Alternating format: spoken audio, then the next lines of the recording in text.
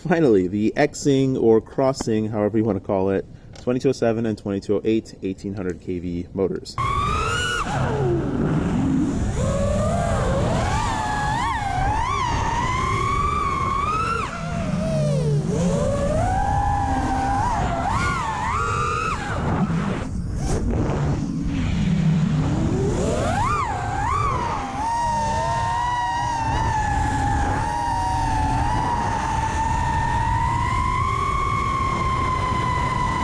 These are some of the most beautiful motors that I have seen.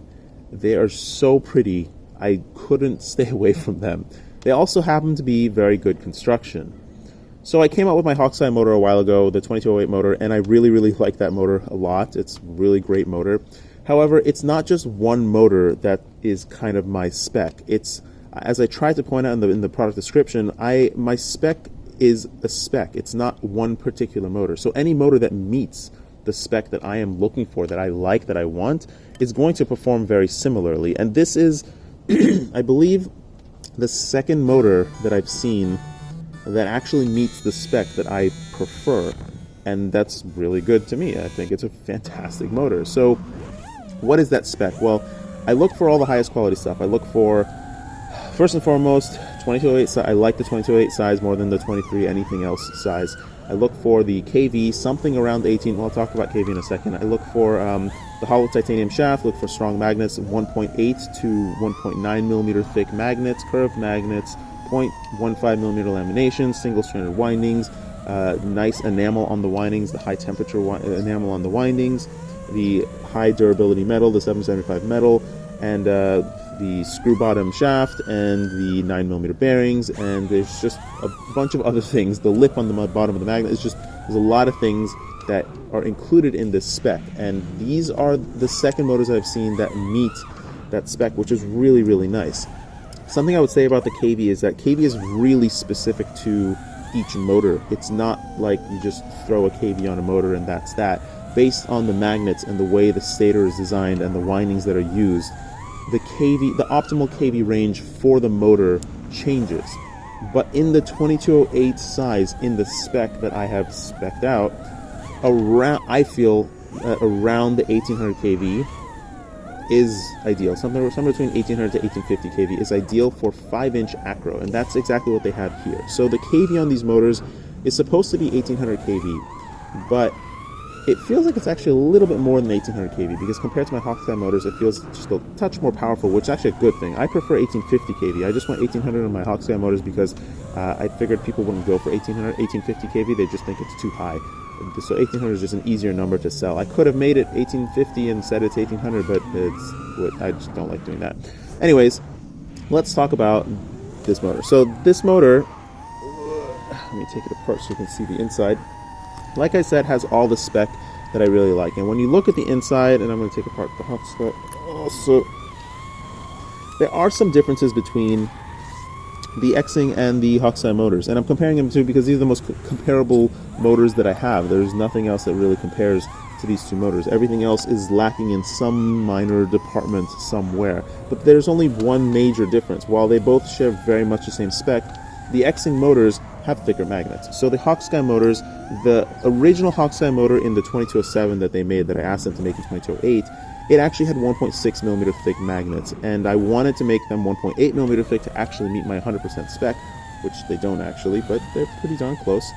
They said it would cost a whole lot more, so I couldn't have sold them for the very low price that they're offered for if I had gone with the custom magnets. They would have to custom make the bell and everything else. So I just kind of took a motor that met my spec almost and did that. So the Xing motors actually do meet all of my spec because they have, I believe, 1.9 millimeter thick magnets. So they're even a little bit thicker than what Ryan Harrell has told me is the optimal magnet thickness for motors of this size, which is 1.8 millimeters.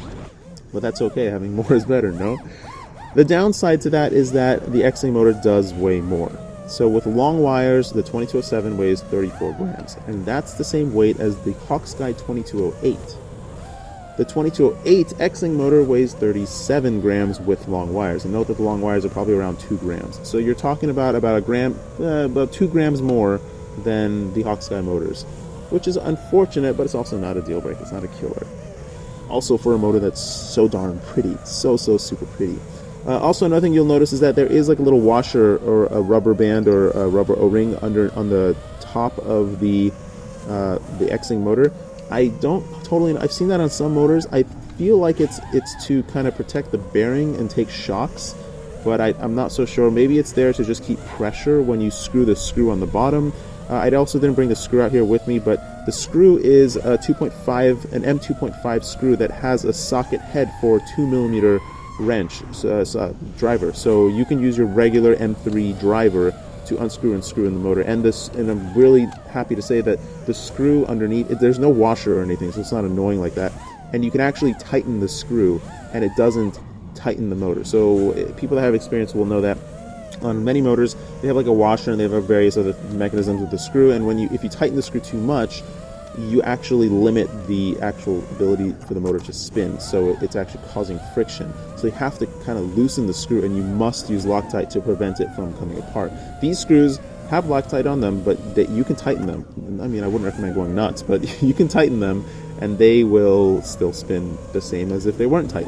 Anyways, I've already shown you the performance. They perform really great. They perform really fantastic.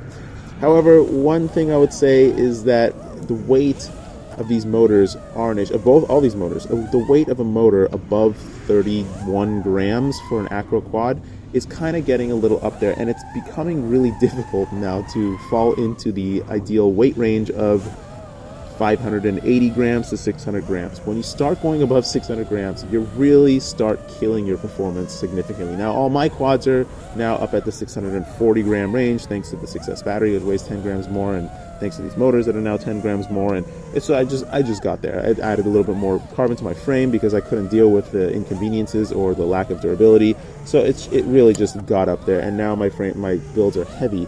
However, I did fly that old 2207 quad with the NACE 32 F1, and part of the reason why it flew so well is because it was 580 grams, and I can really feel a difference. And this is something I've talked to Steele about as well.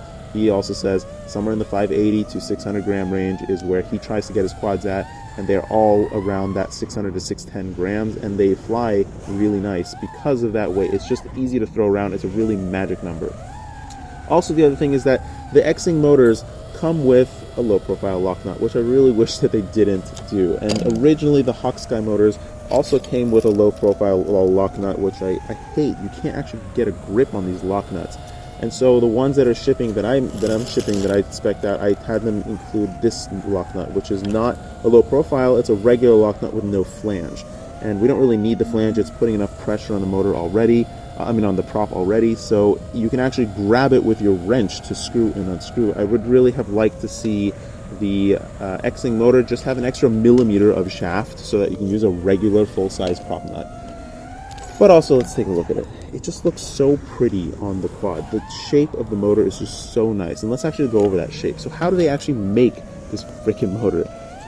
So the motor, it has a steel ring underneath already. It already has that steel ring around the magnets underneath.